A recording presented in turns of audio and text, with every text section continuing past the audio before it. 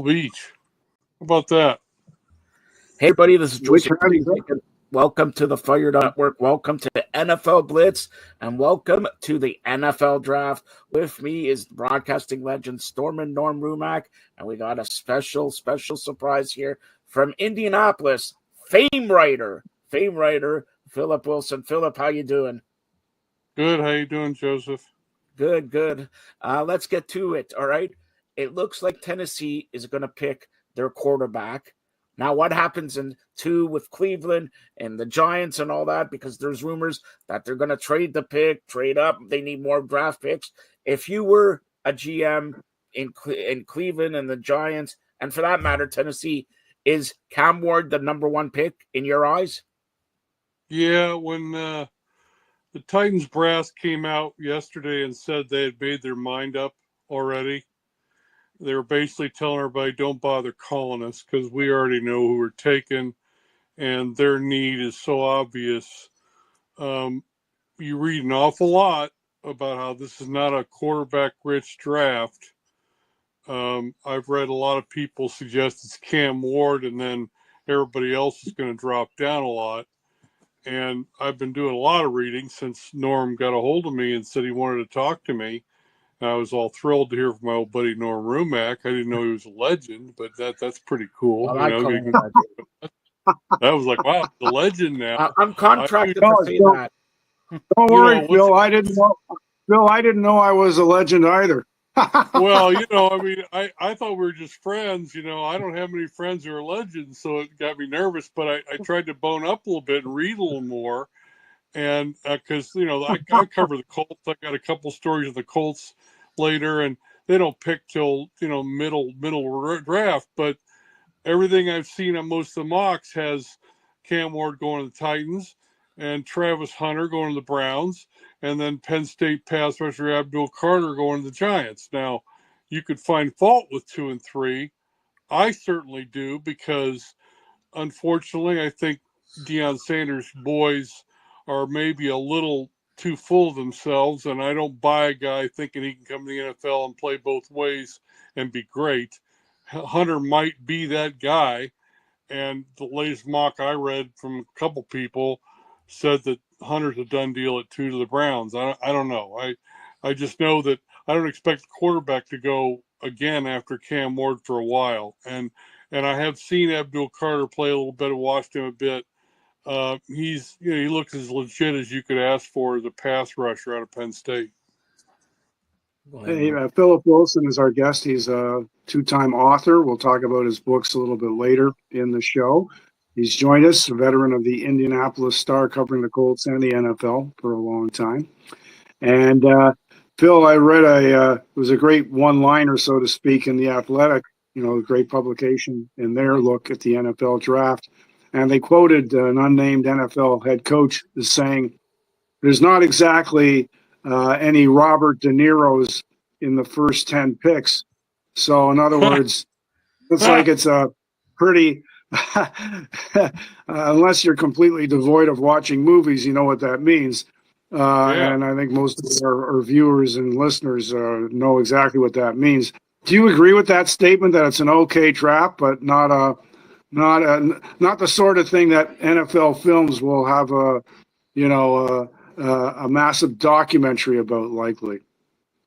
Well, it's interesting because I hadn't heard that quote, and I instantly love that quote. By the way, I need to use that, in some way, shape, or form. If somebody asks me if I'm impressed with something, I'll say, well, there's not a lot of Robert De Niro's here in this thing. I love that. I think it's because the draft is always so fixated on quarterbacks, and it's always such a sexy thing to pick a quarterback. And then you look at this one, and even Cam Ward has question marks a little bit. And so you could make the argument that the number 1 overall pick is not a sure thing, whereas we've seen it. I know here in Indy, we saw it twice. We saw Peyton Manning in 98 and then Andrew Luck in 2012. And I was as sure about Andrew as anybody. You're not sure. And so if you're not sure about the number 1 guy, how sure are you about Travis Hunter? Well, I already told you I don't like a kid telling me I got to play both ways or I'll quit football. You already got way too much attitude. You're going to come in here against grown men now. You're not playing Colorado competition. So maybe you make it as a wide receiver. Maybe you get your butt dusted as a corner. Now what's the team going to do? So I'm down to Abdul Carter, who I've seen, beat a pretty good offensive tackle replacement for Ohio State for 2 sacks because he's that flat out that good of a pass rusher. His speed is really good. And yet he's coming off an injury. So everybody says, well, he's healed. So you get down to 4 and 5 and even 6. You think, what about Boise State running back Ashton Junty? Who looks like a stud, but he was Boise State. And running through a lot of guys that maybe had no business trying to tackle him. Maybe he's not NFL ready. So there are questions about a lot of picks. The one offensive lineman from LSU, and I talked to him at the combine a little bit. I forget his name off the top of my head, but you can look at the mocks and throw his name out there, Joseph, if you know him. Let me see here. I don't have it up on my thing. Walker or no, offensive tackle from LSU. Offensive tackle. Okay, hold on. Campbell or yeah, Campbell. Yeah. Campbell, and they question his arm length. Yeah. So everybody I've looked at, the only guys I haven't heard negatives about, which is kind of funny, are the 2 tight ends at the top. The kid Tyler Warren from Penn State, who I've watched him play a couple times too. I don't see anything wrong with his game at all. He's that versatile and that good. And then some people suggest the Colts might take Loveland, the tight end from Michigan, because they like big tight ends. Now, I'm a Bowling Green grad, and we had a kid there this year that set the world on fire for Bowling Green. His 2 best games were against top competition, including Penn State. He torched Penn State. So I don't buy that the MAC isn't good enough to have a really good pick. He might be a sleeper pick, maybe 2nd, 3rd round. So anyway, no Robert De Niro's because we just ran down 5, 6 names right there, and you could list a criticism of each one. And I know there are lots of tape, and other people say, "Oh, well, you're just taking the critical angle," but that's the job of these guys. That's the job of scouts. That's the job of teams to fine-tooth comb everyone because, it's often said if you miss on a top 10 pick, you're setting your team back because you expect him to start. You expect him to make immediate contribution, and when he doesn't, it hurts you. All right, so I got 2 questions here. If Sanders doesn't go in the top 3, 5 picks, do you think New Orleans is a good fit for him, or does he fall all the way to Pittsburgh? And what's the deal? What do you hear about Aaron Rodgers? Is he going to be retired? Is he going to come back? Is he going to go to Minnesota? Is he going to go to Pittsburgh? It's still many questions with Rodgers. Well, I'm glad you asked me about Sanders because I covered his old man. And I can give you, if you don't mind me filling the air with a little bit of time and a little bit of history here. Deion Sanders is a great kick returner, one of the best you'll ever see. And his flash and style and substance for knowing the arena and the interviews and, I'm prime time and all this, you wouldn't have a bigger celebrity status type guy than Deion. I thought he was an above average corner. All right. And I know I saw him get burned more than once or not try and stick his nose in there and make a tackle and say, well, that was a business decision. Well, what kind of character guy is that he didn't want to stick his nose in there against the big running back because he's afraid of getting hurt? I watched Marvin Harrison beat Deion on a double move down the middle of the field in the early 2000s, and Deion quit on it. He just flat out quit. Marvin caught it with 20 yards to spare and walked in for like a 50, 60-yard touchdown. And afterwards, a Cowboy writer asked him, what happened on that play, and he insulted the writer. Said, you're like a sissy in prison. All right? When Deion was playing baseball, he didn't want to do interviews when he came through the minor league racket with Louisville, and we couldn't talk to him. he refused to do interviews. So I'm a little wary of his son because he came to the combine with that same bravado, that same cockiness, which I like a sure, confident guy. You know, I don't mind a quarterback expressing belief in himself. But he went even farther, saying, there are haters out there, and they've always hated our family because of my dad. And all. Well, yeah, you're right. There are some haters. Maybe I'm one of them because as good as your dad was, there's a downside to acting like that when you don't play well or you don't live up to it. And I'm nervous about Sanders because, like we said before, the quarterbacks aren't rated highly. And if he doesn't go to the Saints, I don't know if the Steelers jump at him. I don't know. The Steelers, I read some other needs today for the Steelers, and that included interior defensive line and running back. And I don't know if maybe they're looking at somebody else, at that spot. The second part of your equation after I rambled, Aaron Rodgers, I'd love to tell you that I think he's going to end up with the Steelers and he's going to keep playing because everybody's fascinated with Aaron Rodgers and they're polarized by him. I personally have had enough of him. I've had enough of him for a while. I didn't see a guy that could lead my team to the playoffs or even the Super Bowl in the 2 years with the Jets. Now, yeah, he got hurt the first year, but golly gee willikers, Aaron, did you do your homework? Did you not know that the Jets had a crap offensive line when you went there? Everybody else did. So, golly gee, you got drilled 3 or 4 plays into your Jets career and you're hurt. And then he goes on McAfee, I think, and acts like an idiot for 2 years, running his mouth about conspiracy theories and thinking he's a political analyst to address other issues in the world. I'm still waiting to hear his take on tariffs. If he's going to keep addressing politics instead of football. I want to see a guy that in his prime was really good. I mean, I went in there with the Colts to Green Bay early in his career and watched him kick the snot out of the Colts and Peyton Manning. And that guy was a gunslinger. That guy, you just thought he could do anything. And that guy I haven't seen in 2 or 3 years. And I don't know. If I'm Pittsburgh and I grew up a Steeler fan, I got a Mean Joe Green jersey framed on my wall over here.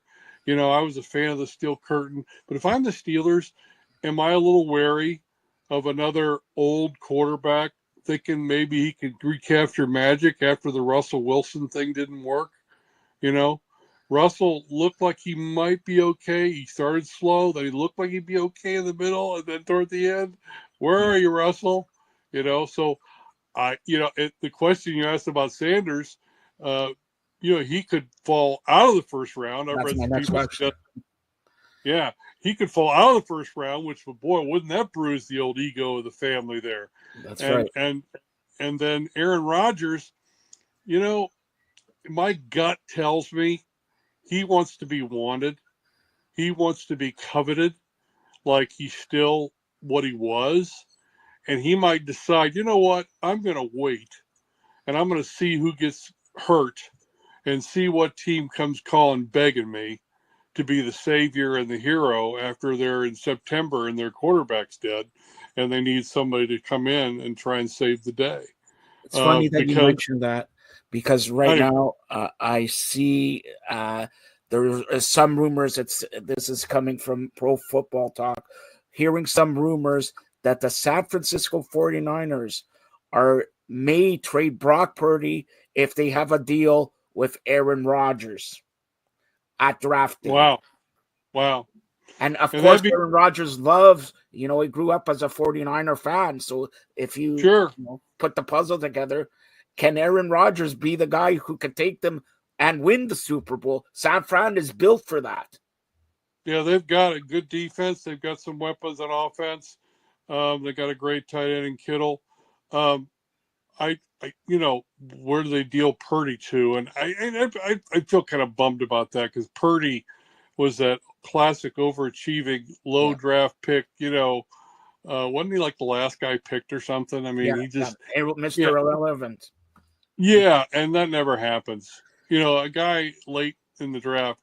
I mean, maybe some guy from Michigan, and I'm an Ohio State guy, so I shouldn't say that out loud, but maybe some guy from Michigan in 1999, I think, was drafted in the 6th round and then became the GOAT or the legend, Tom Brady. Maybe he gives hope to every late round pick that you could still be a Hall of Famer, but for every Tom Brady, you probably throw 100 guys out there that didn't last a week or a year in the league, But boy, that'd be a heck of a thing. John Lynch, roll the dice on a guy who, I mean, I don't know how you guys feel, because again, I'm not trying to be anti Aaron Rodgers all the way.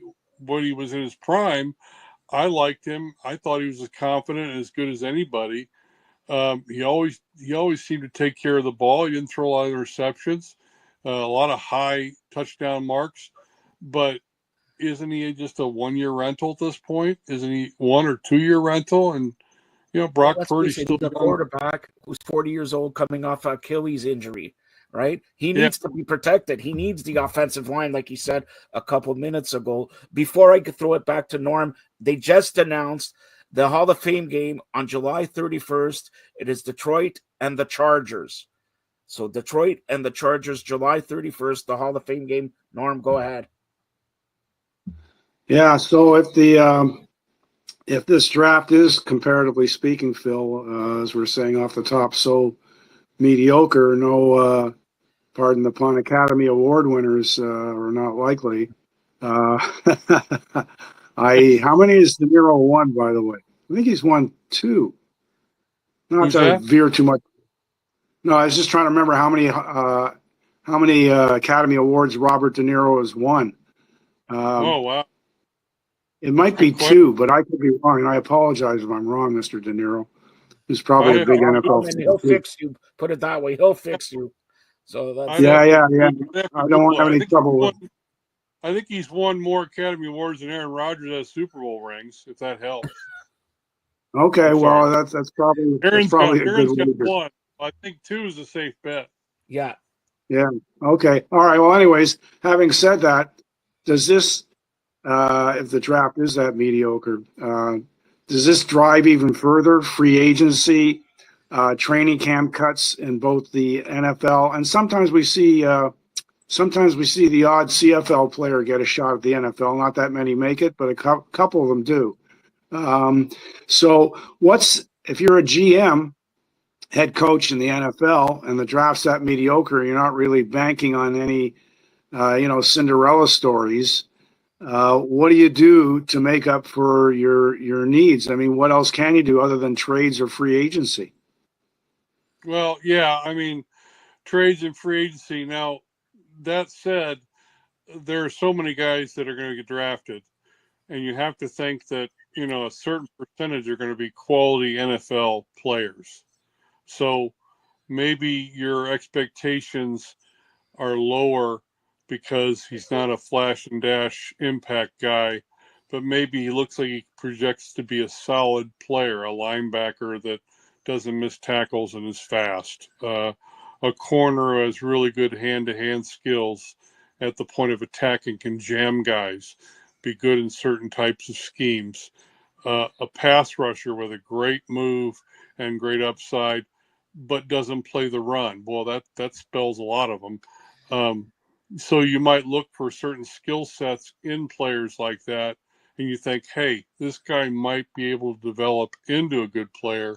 And in the meantime, like you said, yeah, you gotta find diamonds in the rough somewhere, whether it's signing guys in free agency and overpaying, because that's what free agency is. We're overpaying for the guys available a lot of times.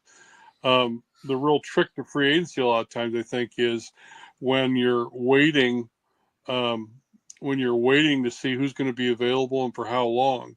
Because, we get to March and everybody goes hog wild nuts, and you get these tips, and so-and-so is signed. It'll be official when the league calendar starts, people can't help it. They leak this. Oh, we got this guy committed. We got this guy signed.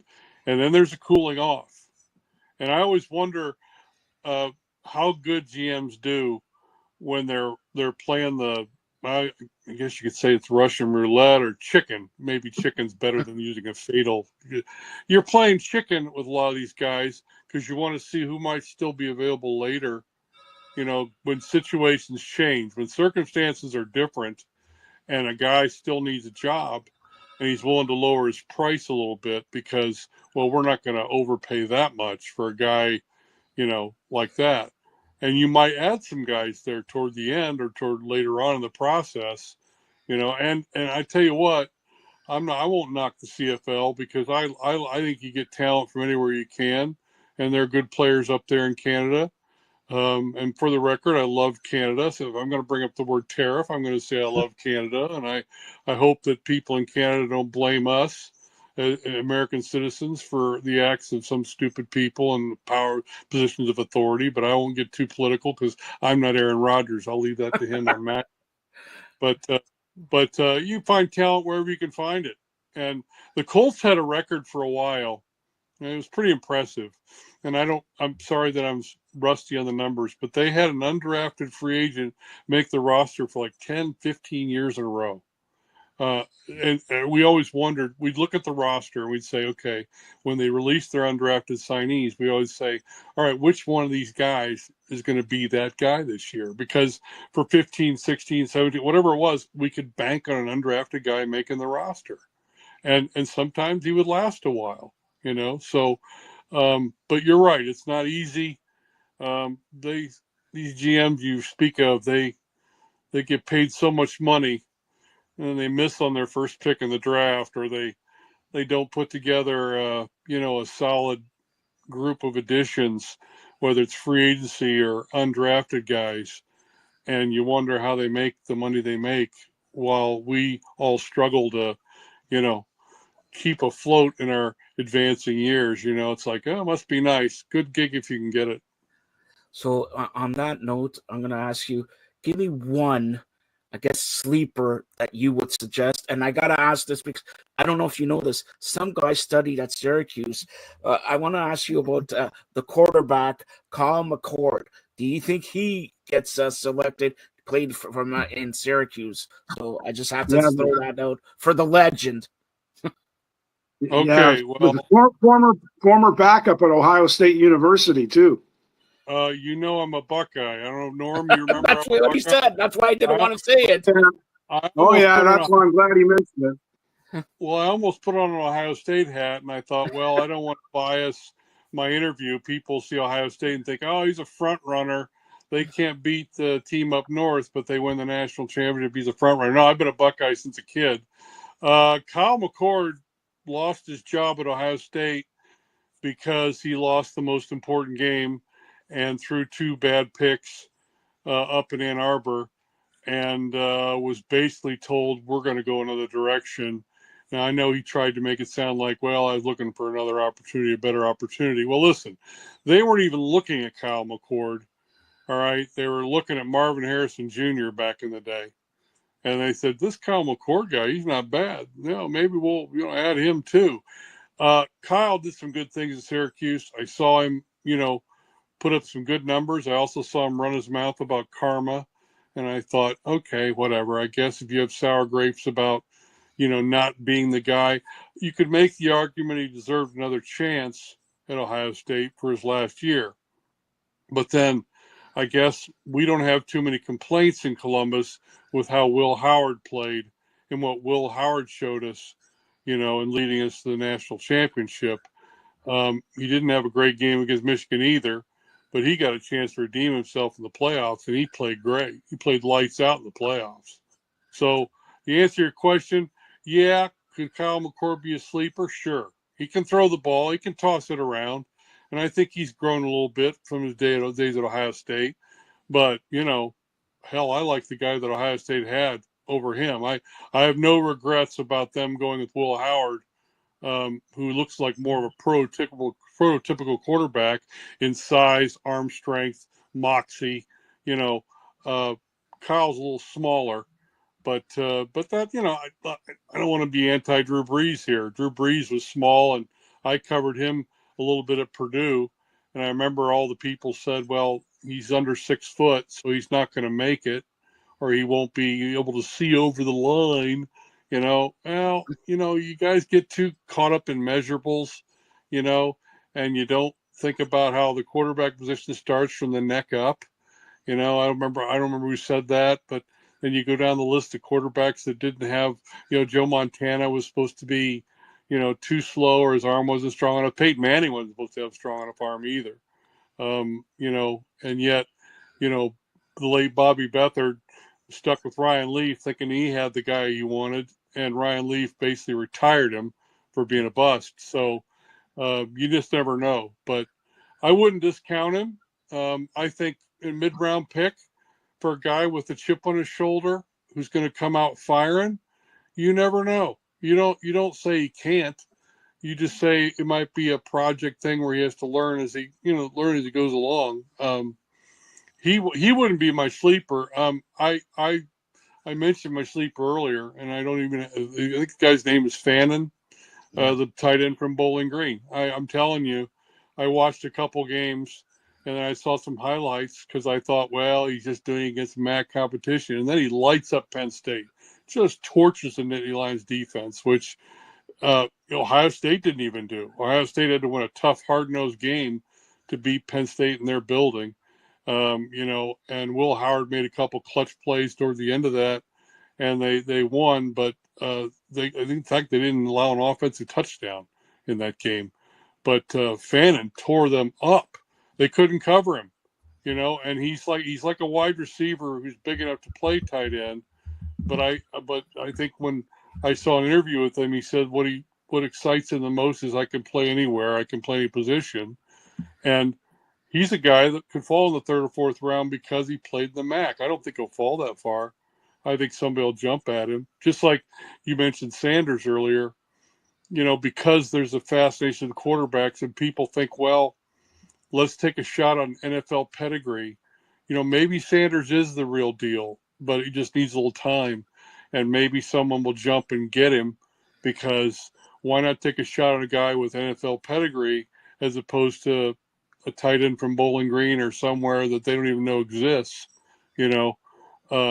I always am amused at the first round because certain teams seem to screw it up routinely, and they, like, when they make the pick, you know, you don't need to hear fans groan. You just need to say, "Oh, geez, what are they thinking? What are they doing?" I mean, you know, why do they always, you know? And I don't know. I would like to know. The one question I have right now about quarterbacks is where's Kirk Cousins going to end up? I'm kind of curious. That was my next question. So, well, there you go, Joseph. I'd like to know that, because maybe that's a domino that has to fall some way, you know, before Aaron decides what he wants to do. I don't think Pittsburgh likes the idea of being stood up at the altar or even being made to wait.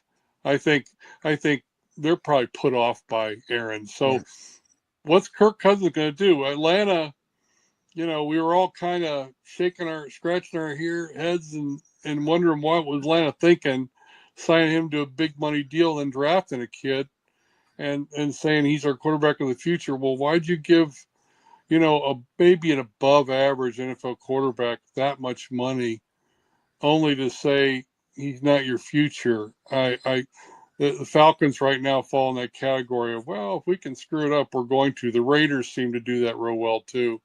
I'd be interested to see if the Raiders screw up their number 6 pick or whatever, and, you know, try to pick some guys that maybe might be NFL ready or NFL capable. You know, some teams just don't seem to do that. So I'm going to ask you, I know it's fairly early, and we got this question from a guy named Rogers Aaron. All right. So who's your Super Bowl pick from Rogers Aaron? Because he wants to go to that team, he says. Yeah, of course he does. Yeah. I mean, you know, that San Francisco rumor would be a hot rumor, man. That's more interesting than anything in NFL draft. Well, now that we've trashed him a bit and we've made it obvious Robert De Niro's won more Academy Awards than Aaron Rodgers has Super Bowl rings. He needs to get that second ring, Who do I like? I really liked the Lions last year. I really liked the Lions. I was surprised that it didn't pan out for them, although I don't know. I've got a couple buddies from the Midwest who are Michigan guys, obviously, and aside from needling me about Ohio State not winning that game, they're Lions fans. They're diehard, and I would text them or they'd text me, and I don't remember a time where a defense took more hits injury-wise and got depleted like the Lions last year. It seemed criminal to me because I thought they were built to do it. I really did. I thought the offense was good enough. The weapons on offense are really good. The two running backs, the wide receivers. And the defense had guys, they're pulling guys off the street to play valuable minutes because nobody could stay healthy. Yep. They're adding a pass rusher because, their big stud, got hurt. Was Hutchinson? Yeah. I mean, he's flat out phenomenal player, and he gets hurt and lost for the year. And so I liked the Lions a lot last year, and I know injuries are the great equalizer. You take enough of them in the wrong positions, and you go from being the favorite to a maybe, and one bad day in January and you're done. And I've seen that here in Indy a couple times, more than a couple times. My wife likes to remind me all the time that we should have won more than one Super Bowl in the Manning era, that we were in the playoffs every year and we had really good teams and we only did it one time. And when I did my Colts book back in 2014 and I interviewed a lot of the old Colts, they told me that the team the year before the Super Bowl was their best one, the one the Steelers upset in the playoffs. That was at least you guys won one. I'm a Buffalo Bills fan. Yeah. All right. Oh yeah. I got Josh Allen here, who was arguably, he's the player of the year last year, MVP, and they can't get through a guy that Buffalo made Kansas City pick with that trade. Pat Mahomes should have been a Buffalo Bill. Yeah, I thought when the Bills were ahead and had the ball, I thought that was the key moment of that game. I thought, okay, no more excuses, no more, the overtime rule didn't give us the ball and give us a chance. No more, crazy Mahomes magic stuff. I thought, here's a chance, jugular, you're ahead, you need to add more. You need to, dictate and put your foot down on them. And I think they went 3 and out and punted. They didn't do much. And then when you give the Chiefs a chance and the door opens back up, and it broke my heart because my doctor brother is a Bills fan. He's been diehard. And I know we left 2 of those 4 Super Bowl parties when they lost 4 in a row. All right, Norm, take over this show because I need some Kleenex to cry still. Come on. I know. Well, we left them early because my brother couldn't stand it anymore. He couldn't watch. We stayed for the one way, the Norwood miss. Yeah, he had to mention that. Look, he had to. I'm convinced if they would have kicked that field goal, they would have won at least 2 out of 4. I'm convinced of that. So. They were a better team. They got into a game where you're up against a great defensive coordinator. I'm not trying to blow smoke up Bill Belichick's butt, but everybody knows he's a defensive mind, and they had to slow down the K gun, and so the Bills had 19, 20 minutes time possession that game, and they still would have won. They still should have won the game, but the Giants were able to occupy the clock with a mediocre quarterback and a guy named Otis Anderson. Yes. Running back who. All right, come on. Anyway, whatever. The Bills are in the conversation, man. No, the funny thing was, I was vacationing recently, and I was in the airport, and I ran into a guy who was a Bills fan, and he was very critical of the coach. That's what I've been telling Norm, Sean McDermott. I'm surprised he's still here. I'm bringing it up to you because he thinks McDermott's time has passed and that he's had enough chances to get over the hump. I will tell you this, Joseph, and it's not going to be much consolation. I can see the suffering in your face, and what little I can see on my phone here, I can see what you've been through, but I felt it through my brother, okay? When I was doing ESPN spots every now and then, way back when, and they didn't pay me a dime for my knowledge, but I was on with Bob Lee and Outside the Lines, I think it was, or whatever his show was. And that was a big deal, you know. I mean, next to being on with legendary Norm Rumack, I was on with Bob Lee on ESPN. So those are two things that they might want to write that up in my eulogy, or, you know, and remember that, you know, it was who was friends with Norm Rumack and knew who Bob Lee was, you know. But anyway, Bob Lee. At least you got a sense of humor, Phil. You like that? Well, Bob Lee asked me the question, and it was before the Colts went on their run. He said, "When does the window close on a great quarterback?" And I was like, he gave me the questions ahead of time, so I knew it was coming, and I wasn't sure how to answer it because it's basically putting you on the spot. Are you an optimist or a pessimist? If you have a great quarterback, how long is that window there with the guys around him? And so I consulted with a friend of mine, I'll name drop here, Rick Gossel of Dallas. He's one of the longest running NFL writers and still does it. He's a good friend of mine and a hockey guy. He's a diehard Red Wing guy. We've suffered through the Red Wing misery for years now.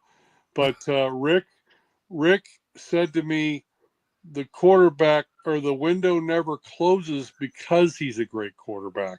And that was the answer Bob Lee got. I quoted Rick to him, and the Colts went out and won a Super Bowl after that, you know, because everybody was saying, well, gee, the Colts have been close. The Colts have been close. It's never going to happen. They've been in the playoffs how many years in a row? It's never going to happen. They find a way to screw it up. Does that sound familiar? Yeah. Does that sound familiar? So say Patrick Mahomes trips over a Donald Trump book when he's bashing people at his home and injures an ankle and can't make it to the playoffs this year, and the Bills have a clear shot to get there. You know, I don't want to get there. I want to win. If I get there, they're going to be 1-5. Well, who else do you fear? Who else do you fear in the AFC? It's Kansas City. They got to get over the hump of Kansas City. Right. And There's nobody else to fear. So you have to get over that, and anything can happen. And then I think, you know, you might have to worry about Detroit, but didn't Buffalo go into Detroit and play one of the best games they played in years? Yeah. And yeah, I know Detroit had the injuries on defense and all that, but that was the Buffalo team that would have beaten Kansas City if they played like that on offense, because they were lights out that game. And they put their foot on the jugular, and they didn't let the Lions back up. But you know, I still think the window's still open for your guys. I'm not just saying that to patronize. I'm saying that from experience. I'm a 60-year-old man now. I'm how many years removed from 2007 when the Colts finally did it? You know, it's 18 years ago. Yep. And yet the advice I got from a legendary sports writer, he was spot on. The window never closes on a great quarterback because he's great. Josh Allen's a great quarterback. If enough guys make plays around, if the defense does its job a little bit, the window hasn't closed yet. You mentioned ESPN. My final question, and then Norm will close it out. We have to talk about, he just passed away, Mike Patrick there. Do you know him, and your thoughts about Mike Patrick? Is that for me or Norm? No, for you, and then Norm will have I'm sorry. I never got to meet Mike. I saw the ticker, I saw the line, and I thought, you know, I remember seeing the image of his face in my head, and it's like, wow, he was around forever and kind of a pretty cool guy, it seemed like. But I can't say that I knew him. I wouldn't want to pass myself off as saying I knew him. But, you know, it's I think it's a statement in itself that us sports guys, and let's face it, we're all sports junkies and sports guys, how sentimental we get when a name that we don't know we know from our association with sports, we don't know personally, but we get sentimental about it. And it's kind of a statement or a testament to someone's greatness or value. Well, I remember that guy. Yeah, he was pretty good at that. Yeah, I really liked him. Even some announcers maybe we didn't know. I'll give you another example here. I'm going to guess that none of us ever met Wink Martindale. No. He just passed away too, right? But Yeah. you remember him, right? Because he was a game show host all the time on these shows. Joker. It's like, oh, Wink Martindale. Not the old Baltimore Ravens defensive coordinator, but the game show host. So yeah, I mean, I get sentimental when I hear about names like that, guys like Mike Patrick, and think, wow, he did it for a while, and he was, you don't do it for as long as he did it, and you weren't good at it. He was good at it, and again, I'd say it's a testament when sports guys like us just shooting it up and talking about different things. And I say, well, no, I didn't know him personally, but the fact that it resonated with me that he died, that tells me he made a mark. All right, Norm, you go ahead, you close it out here. All right, how many minutes do we have till the top of the hour, Joe? Just so I know. It's already past the top of the hour. Oh, all right. So I'll make it. Minus 3 minutes. I talk too What's much. that? I know. No. We like guests who are very verbose. That's a good thing. All right. I think so. I covered the top. So if last year Detroit was a bit of a Cinderella, and people were hoping, finally enough of Kansas City, but too bad it wasn't Detroit. But maybe this year, or maybe Buffalo, another Cinderella for a long time.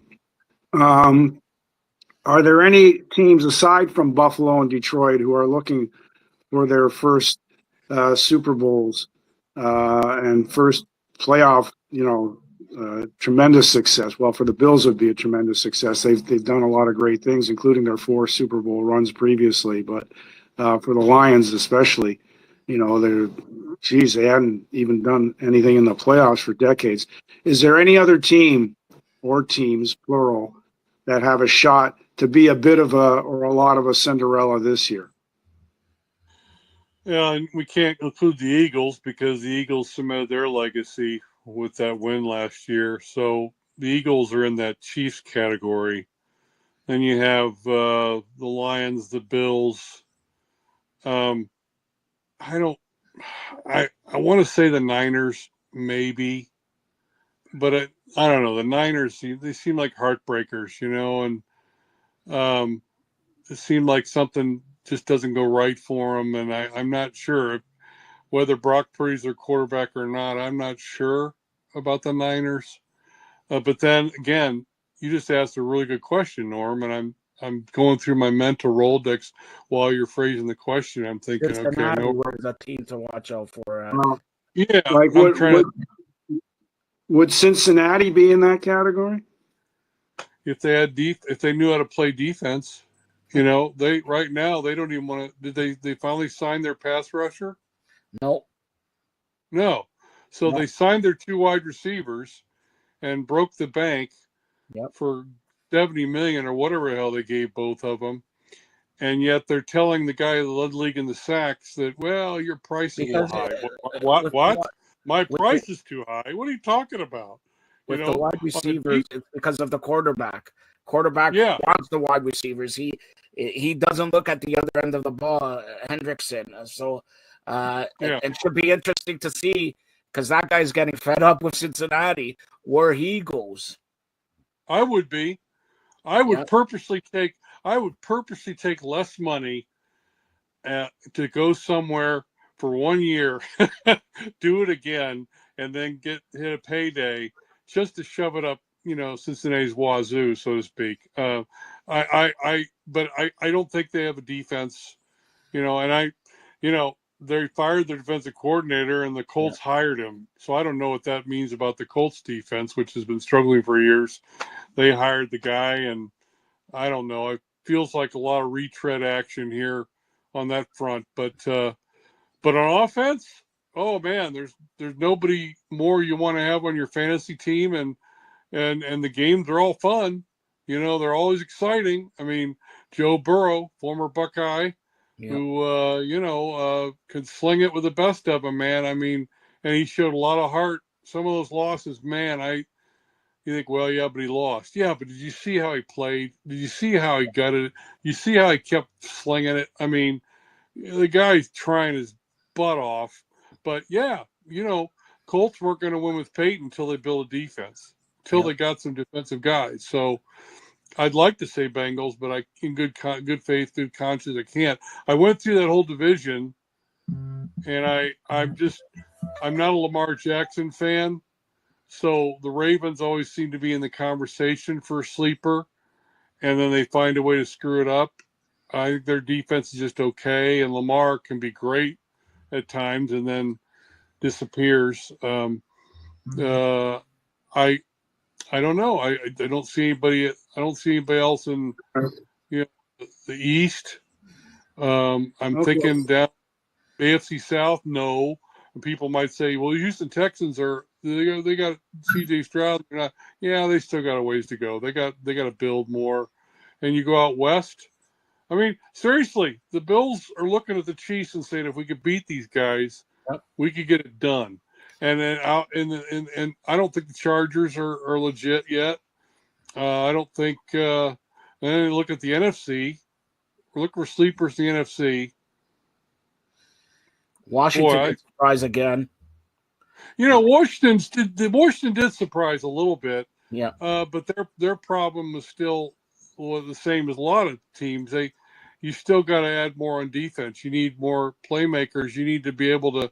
I think their pass rush a little spotty, and I don't know if they have the defense, but boy, the kid they drafted. I mean, Daniels was phenomenal. Yeah. What more could you want from a rookie to know you've got the right guy? He certainly proved he's the right guy. So again, you got a great quarterback. You have a chance. I don't see anybody else in that division worth talking about. And it's Eagles and Washington. Who am I missing? Who am I missing in the NFC that you think? You're spot on. You've been spot on. Because you talked about you think the Vikings might be able to do it? I mean, depending who they have, I don't think their rookie quarterback, or now he's going to play for the rookie. But last year, coming off the injury he came off, he needs another year of playing in the NFL, because it never happens. From Washington, Jalen Daniels, he's not going to be Jalen Daniels, right? So I think Minnesota needs a good year too.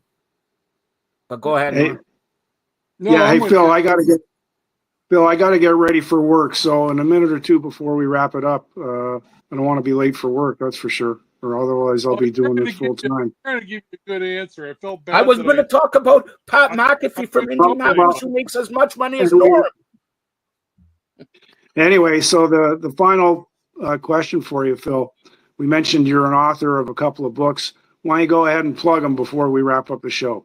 Well, I wrote 100 Things Colts Fans Know and Do Before They Die.